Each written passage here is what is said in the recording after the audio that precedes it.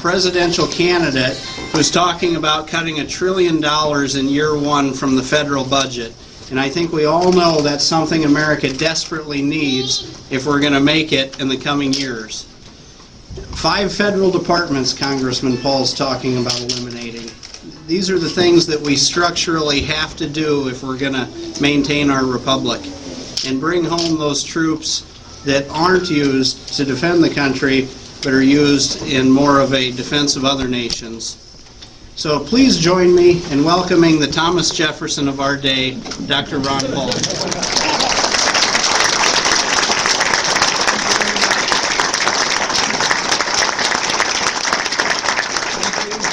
Thank you for coming out. This is very nice to visit with you today.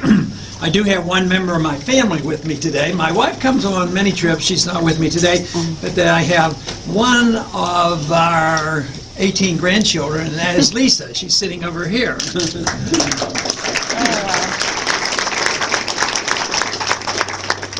But I do appreciate you coming out, and of course I consider what we're doing right now as being very, very important, because our country has to make a decision on what we're going to do in the coming future, the near future. It used to be a distant future, but now it's the near future. There was a thing that many of us have said, and I'm sure you have felt this way. You know, we shouldn't be giving this huge debt and this burden to our children and our grandchildren.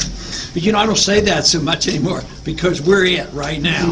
We're seeing the consequence of many, many decades of spending too much, allowing our government to grow, allowing our liberties to be undermined, allowing our military to do so many things it shouldn't be doing, and neglecting the things it should be doing.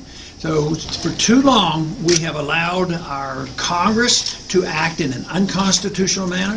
We've allowed our executive branch to be unconstitutional, and the judicial system. We've gotten into this mess, I believe, because we have not had enough people who understood, believed, and took seriously their oath of office. If we have the right people in Washington and only elect a president and a Congress who sincerely believe in our Constitution, as the only way I see us getting back to where we belong.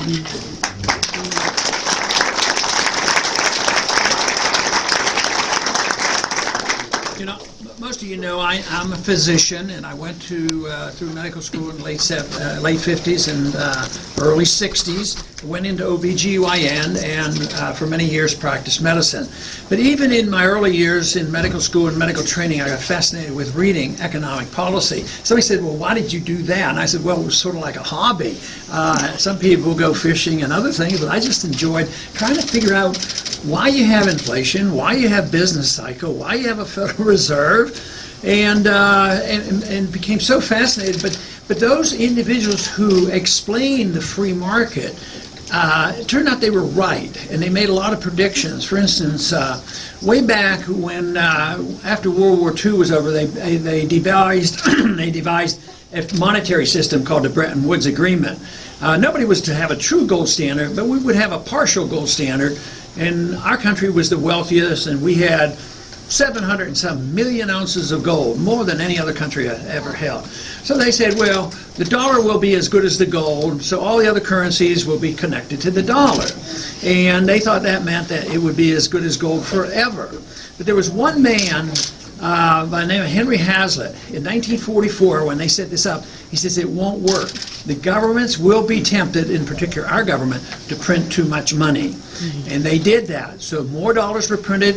We gave a lot of money away at foreign aid. The money went overseas. And the commitment was that anybody that turned in $35 could get an ounce of gold. If you were a foreigner, if you were an American, and you weren't even allowed to own gold. So anyway, that happened, and our gold supply went from over 700 million ounces of gold down to under 300 million ounces of gold. And that happened in 1971. Richard Nixon said, no more gold standard. He eliminated the gold standard with an executive order. And it was on that day that it dawned on me what age we were ushering in. And it was when I started talking out about the economic system. And that to me, I was convinced that the Austrian free market economists were right. The predictions came about. And it also indicated to us who understood this that without restraints, on just printing money when you need it. The politicians would spend money and then print the money. And that's what we've been doing for 40 years. So you might ask, well, they've done it for 40 years. It must have worked pretty well. The whole thing didn't fall apart. But it took us 40 years to get to where we are today. Because at that, in the early 1970s, we were the creditor nation. We were the rich nation. We had the jobs. We had the industry. And others owed us money. But today, our good jobs have gone overseas. We are a poorer country. Our middle class is poorer, and our debt is just unbelievable. Taxes can't be raised, even if you wanted to, because there's no money out there. You'll just destroy the economy if you try to do that. So we went from the richest nation as a creditor nation to a nation that owes more money than any country has ever owed in the history of the world, and the debt is the big problem. It's a worldwide debt, but it's all based on the dollar. The dollar is the standard, so everybody thinks the dollar can bail everybody else out. So we get to a point where a state needs bailed out, we bail out the states. Banks need bailed out, we bail out the banks. Corporations need bailed out, we bail out the corporation. But the situation is such that those on the inside get bailed out, and the middle class gets stuck with the bills. And this is what has this is what has become very clear to a lot of Americans now.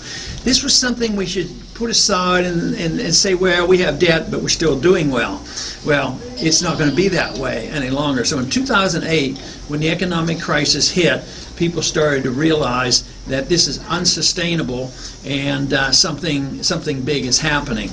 So the system that was designed, the politicians are pretty shrewd. They spend money to get your vote, and then we won't worry about the payment later. How do they get the vote? Well, they always do good things, in quotes. They at least want you to believe they're going to. And I think a lot of them are very, very sincere. You take the housing crisis that we have. People really wanted people to have a house, which is a good incentive. I happen to believe if you want the maximum number of people to have a house, you ought to do it the old-fashioned way. Hard work, effort, pay, save your money, and build and pay for your house. I think that's the way we get the best. But no, we wanted an easy ride. So the Fed said, we'll create the money that you need. We'll pass out the money to the banks, and they can make these loans. And they'll be the loans will be guaranteed. Then it got out of control. The banks started speculating. They had derivatives, and there was gambling going on, and they got, they created a housing bubble. But when you pump a lot of money into an industry, people may get houses, but also the prices go up. Initially, people say, well, that's wonderful. My $100,000 house is worth $150,000, so I'll go out and borrow more money. So the whole thing went on for 20 years or so, so there was an obvious bubble there. So the bubble burst as was predicted, and guess what happened then? The people who were doing the most to gamble and making a lot of money, Wall Street and the big companies and the banks, they said, you know what, you better bail us out because there's a crisis coming and there'll be a depression if you don't bail us out. So Congress rushes in, spends $1 trillion, Federal Reserve creates more money, and they bail out Wall Street. They bail out big corporations to the tune of trillions of dollars. And after they did that, the very people that were supposed to be helped with this program, the people who were supposed to get a house, they lost their jobs. They lost their houses, their lives, and their mortgages. Our jobs are overseas, and it's unsustainable now. So this whole thing, even if the people were the best, they were very well intended, if it's a failed policy, this is what we get. I connect the economic problems along with our monetary system because government grows and we can get away with it with this idea that government can create money. This is why I have talked so much about the Federal Reserve. This is why I've worked so hard on auditing Federal Reserve. And I am very pleased to tell you, with a lot of help from people like you, we were able to get part of an audit of the Federal Reserve. So that means we're on the right track of finding out exactly how that system works.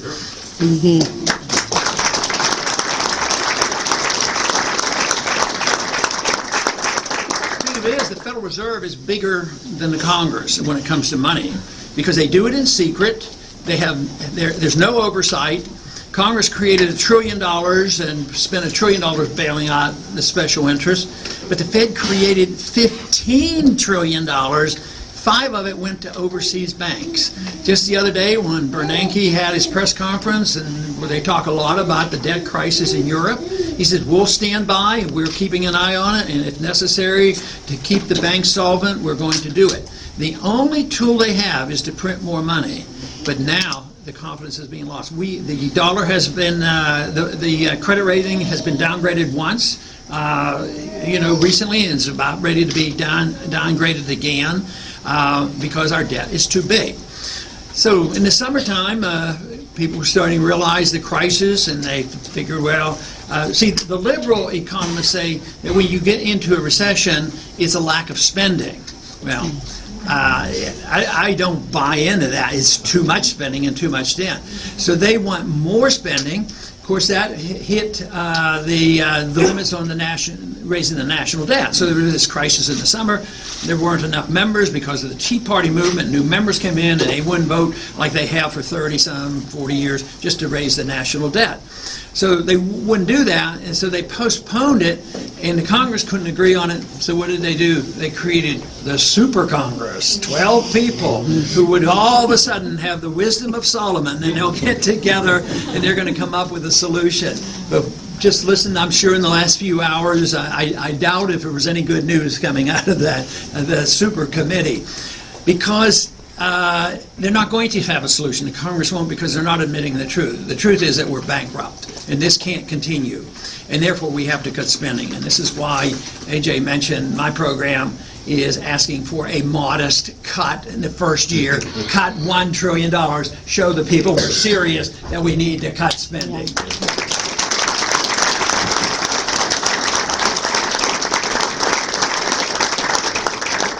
But this, it seems like most of you understand the necessity for that, but it makes a lot of people nervous, and they figure, what's going to be cut?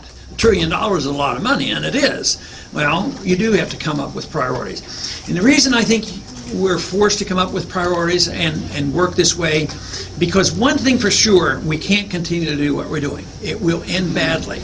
And it usually ends with, under these conditions, it ends up with a currency crisis, runaway inflation, and everybody suffers. That means the checks bounce. Yes, the government keeps printing money, but prices soar.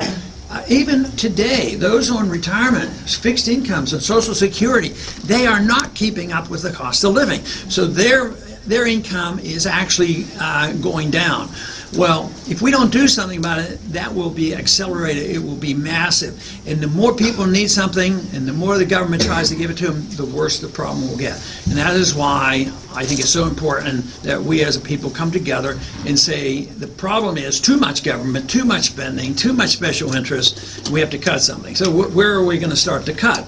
Well, I have a list of the priorities. And I think the top of the priority on where I would cut is all the overseas spending and welfare and foreign aid and all the activities. We should have a government designed to take care of us here at home. That is where I think we should start.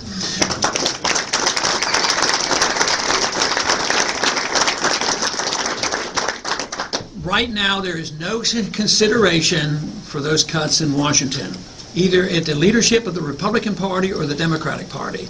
They are saying that is off limits. For instance, I've said for years now, and certainly in this campaign, I talk about saving money by bringing our troops home. Why are we in 135 countries? Why do we have 900 bases around the world? Why do we have troops in Korea?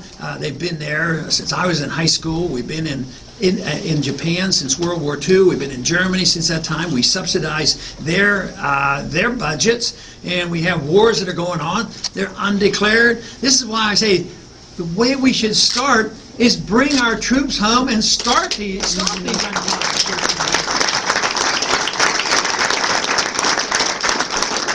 Founders were very clear about going to war. The war powers is not with the president. The president's responsibility in defending the country in emergency is imminent attack or an attack You defend the country. That's the responsibility of the commander-in-chief. But it's not the authority of a single person that can say, oh, you know, those Iraqis look like bad people, or the Iranians look like bad people, and we're going to go war, and we'll get support by telling us a few stories about what isn't true. The stuff that we were told about Iraq just wasn't true. You know, they did not have weapons of mass destruction. The Al-Qaeda was not there. There was no people in Iraq that had anything to do with 9/11. But the president made authority, and the Congress reneged on their responsibility. And we should do this much more cautiously. But instead of bringing troops home and being cautious about getting involved in a war, our current president has gotten us involved in Libya right now, with no authority given to him whatsoever. Already we've spent over $1 trillion, and that war isn't over. I mean, it's more disruptive now. It has set the stage for the Al-Qaeda actually to go into Libya. They weren't there before. As bad as some of these guys are over there, they sometimes have kept out some of the people like Al-Qaeda and Taliban on their own. But that is the problem that we have. We haven't reversed this, but the president not only has taken upon himself to get us more involved and expand the war in Afghanistan, now over 10 years, but he has just announced, he's over in the Far East right now, he just announced that he's sending thousands of troops to Australia. Why do you have to pay for troops to go to Australia?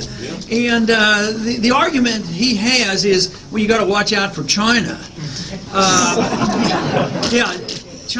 China's our banker. What do they want to attack us for? We have to pay our bills. You know, the irony of this is that we're fighting and dying in all these wars over there, protect oil and who knows what. At the same time, the Chinese are selling us goods. Our jobs go overseas. We print the money. They take our dollars. Guess what they're doing with their dollars? They're investing in oil. They're investing in natural resources in Afghanistan and in Iran and these countries that we want to keep fighting with. The thing is turned on its head. So we should look to the Constitution for guidance. There is no authority for us to be the policemen of the world. A strong national defense is correct. And I really was hopeful in the year 2000 when our candidate at that time argued the case because he was disillusioned with Clinton's foreign policy. He said we should not be the nation should not be the policeman of the world. We should not be involved in nation building. We shouldn't be involved in these internal affairs. We should have a humble foreign policy. He says we shouldn't have an arrogant foreign policy. I think that is great stuff. I think the Constitution limits our activities. The money we have, since we don't have any, that limits it. The founders were explicit on this. They said that we as a nation should try to be friends with people and try to trade with them and stay out of their business, stay out of their internal affairs, and don't get involved in entangling alliances. Even as recent as at the end of World War II, Mr. Republican Robert Taft argued the case of staying out of NATO. He says eventually what